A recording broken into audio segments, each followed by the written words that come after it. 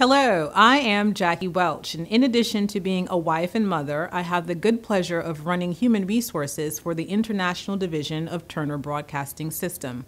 I started my career in retail with Lord & Taylor, a division of the May department stores. After my retail career, I spent 7 years as a consultant, first with Towers Perrin, which is now known as Towers Watson, and then with Anderson Consulting, which is now known as Accenture. Post my consulting career, I spent several years running human resources for a manufacturing company called Rock 10.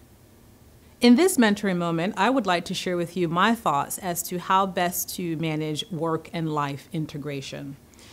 My first thought is work and life integration will mean different things to you at different points in your life.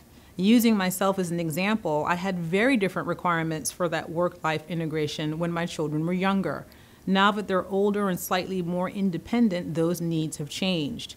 If you have aging parents, or if you're experiencing a health situation of your own, or your partner might have a change in his or her career, those circumstances will require different things from you and by extension from your employer. So the big takeaway here is it's not a static location, rather it's fluid. Number two, and very closely related to that, is it is your responsibility to understand what your needs are at any given point in time, and furthermore, it's your responsibility to articulate those needs to your employer.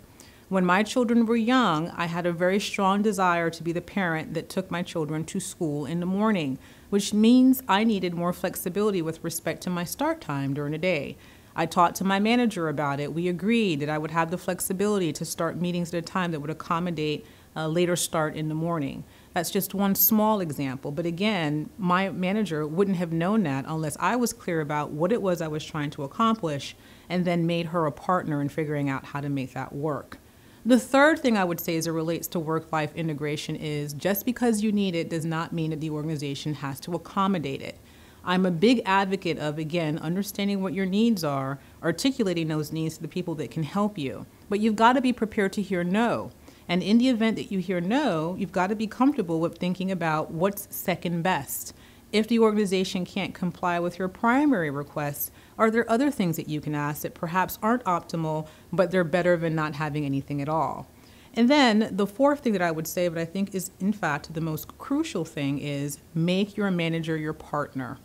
You should sit down with your manager and discuss what your requirements and needs are and work with that person to determine what's best for you as well as for the organization. This person should, again, be your partner and not an adversary in this process of determining what you need for your work-life integration.